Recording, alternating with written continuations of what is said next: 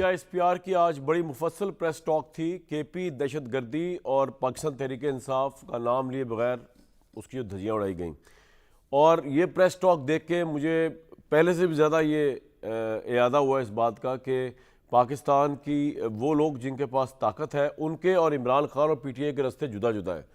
तो मुज़ाकरा डायलॉग वगैरह मैं पहले भी आपको बता रहा हूँ, उसकी कोई वैल्यू नहीं है। अगर आज की आप प्रेस टॉक सुन लें तो हमारे तो कोई, यानी कि जो पाकिस्तान की रियासत है जिनकी रिप्रेजेंटेशन कर रहे थे DGISPR आज, उनकी और जो नेशनल सिक्योरिटी और नेशनल इंटरेस्ट को जिस तरह फौज देख रही है, जिस तरह इस्टेब्लिशमेंट देख रही है, जिस तरह DGISPR देख रहे हैं, जिस तरह आर्मी चीफ भी देख रहे होंगे, ऑब्वियसली उनकी रिप्रेजेंट कर रहे हैं वो DGISPR, उसमें और तहरीक इंसाफ और इमरान खान में ज़मीन आसमान का फ़र्क है। तो मतलब फॉरगेट अबाउट 9 मई, forget about anything else. Imran Khan बाहर आने के चांसेस मादूम से मादूम है जो आज की प्रेस टॉक मैंने सुनी है।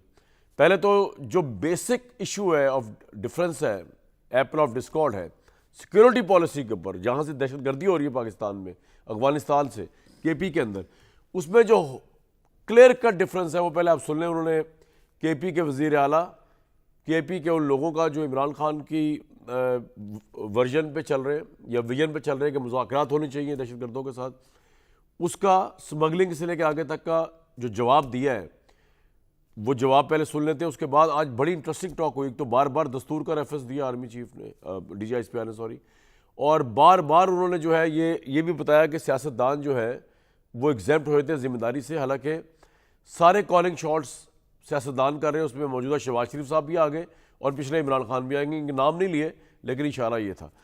पहले मैं आपको बताता हूँ कि किस तरह चल रहा है पता कि इमरान खान की जेल की रातें तवील हैं, मैं चाहूँ या ना चाहूँ। तहरीक इंसाफ और इस्टेब्लिशमेंट के रास्ते जुदा जुदा हैं, मैं चाहूँ या ना चाहूँ।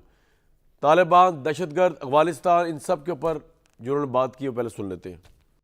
कि ये अफगानिस्तान जो सा एक दहशतगर्दी की आमाजगाह बना हुआ है, इट्स नो बिकम, और ये अफगान तालिबान जो से ये कोई हुकूमत नहीं है, ये एक ग्रोह है जिसने एक वहाँ कब्जा किया हुआ है, एक नॉन इंक्लूसिव ग्रोह है, और दर्जन से ज्यादा वहाँ पे दहशतगर्द ऑर्गेनाइजेशंस की आमाजगाह में इसके नीचे सरपरस्ती में पल रही है। तो सबको पता है, लेकिन खैबर पख्तूनख्वा की हुकूमत को इसका पता नहीं। मादनियात और डॉलरों की पीछे रोकें जी,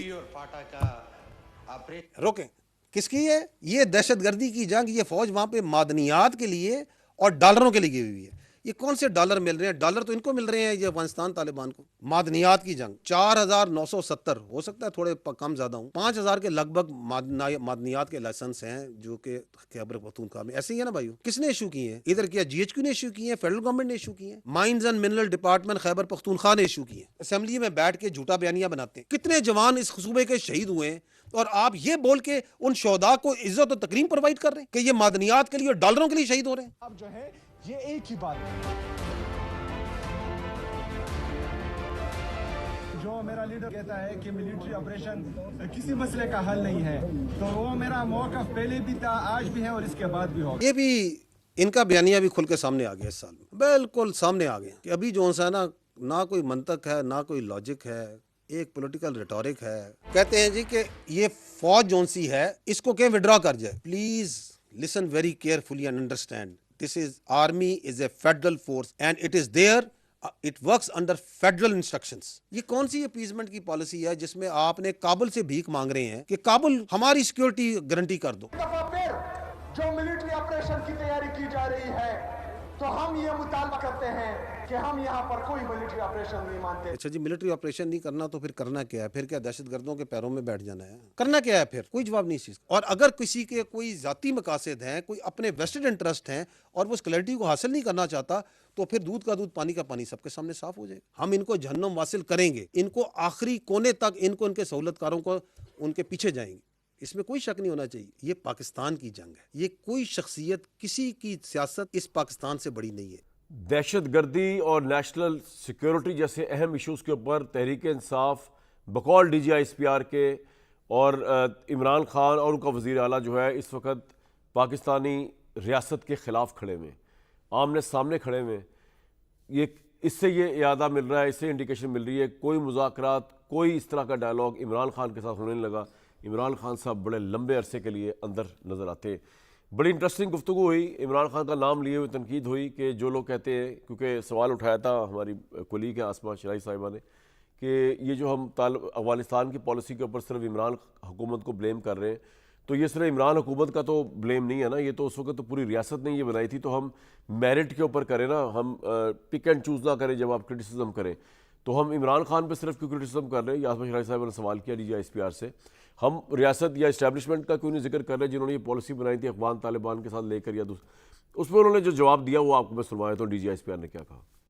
हमारे मुल्क में तो अनफॉर्चुनेटली ये जो इदारे हैं ये उस तरह बाख्तियार नहीं जैसे होने चाहिए, because of the politicisation that have crept into them over a period of time. क्या आपकी इदारों में सियासत आ चुकी है या नहीं आ चुकी, उसमें सियासी अमलदारी है या नहीं है? दिल पे हाथ रख के बताएं कि उनके अंदर क्या वो ऑटोनॉमी, क्या वो इंडिपेंडेंस, क्या वो स्ट्रेंथ है जो होनी चाहिए? तो ये तो एक बड़ा मज़ा खेज बयानिया है कि जी हम तो कोई फैसला ही नहीं करते, हम तो बेख्तियार हैं और ये सारे फैसले करते हैं। क्योंकि एक इदारा है जो अपने ऊपर, हम हमेशा कहते हैं कि हमें अपनी सियासत से, और हर किस्म की सियासत, एक ABCD, हम कहते हैं हम किसी की सियासत हम पे ना लागू करें। हमारे लिए तमाम सियासी पार्टियां, तमाम सियासी लीडर, तमाम सियासी नज़रियात, तमाम एथनिसिटी, तमाम कौमें, तमाम मज़ाहिब, तमाम फ़िरके हमारे लिए बराबर हैं, जब अगर वो पाकिस्तानी है। दैट्स व्हाट वी से। Don't impose your political love on us, but that doesn't mean कि वो सियासत बाख्तियार नहीं होती। वो जो उस वक्त की हुकूमत थी, वो जो उस वक्त लीडर था, जो कि अपनी पार्टी को एक एज ए बिल्कुल डिक्टेटर के तौर पे चलाता है। आप देखें कि पूरी पार्टी, वो कहते हैं ना जमहूरियत तो सबसे,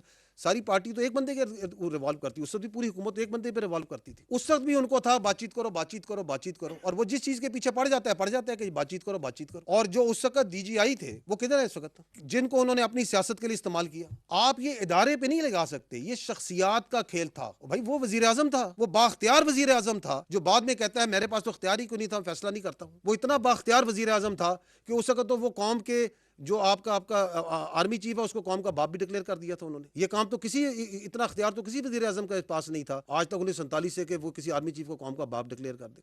हमें तो ये पता है कि कौम का एक ही बाप है, कायद-ए-आज़म मोहम्मद अली जिन्ना, वो अजीम शख्सियत जिसने ये मुल्क बनाया, और कौम का एक ही शायर है हकीमुल उम्मत अल्लामा इकबाल। हम तो उसको पढ़ के से आए थे, ये एक नया कौम का बाप लेके आ गए थे, क्योंकि उनकी सियासत जो सी उससे ये डिमांड करती थी। तो आप जो से ना उनको अंडर प्ले ना करें। वो जो अभी भी बैठ के कहते हैं कि ऑपरेशन नहीं होने देंगे, अभी भी कहते हैं कि बातचीत से मसला हल करो, वो जो खप्त उधर था वो खप्त अभी भी है। तो उनसे कोई पूछे कि आपको क्या मोहब्बत है इन तालिबान से, इन दहशतगर्दों के साथ, आपको इनकी परवर्टेड आइडियोलॉजी के साथ आपको क्या मोहब्बत है? किसके कहने पे आप ये पूरा का पूरा पाकिस्तान को और अपने सूबे को तो झोंक रहे हैं इस आग में, जिसका ईंधन बन रहे हैं आपके बच्चे, जिसकी वजह से वहां पे तरक्की नहीं हो रही, वहां पे कारोबार नहीं आ रहा, वहां पे सिक्योरिटी नहीं फील हो रही लोगों को, और उसके कितने इल्ज हैं जो आगे जा रहे हैं। ये फरमा रहे हैं कि इसी तरह एक जमाने में ANP को गैर मकबूल किया गया था। ANP और बाकी बहुत से पॉलिटिशियंस और पॉलिटिकल पार्टी खैबर पख्तूनख्वा के, वो इस दहशतगर्दी के खिलाफ खड़े हुए, उन्होंने सीनों पे गोलियां खाई। ये कह रहे हैं कि हम नहीं मरने को तैयार, हम इनके साथ शामिल होंगे। वो खुद कहते हैं कि हम गैर मकबूल, किस में मकबूलियत चाहते हैं? फितनाल ख्वारिज में। ये आपको कोई इजाजत नहीं दे सकता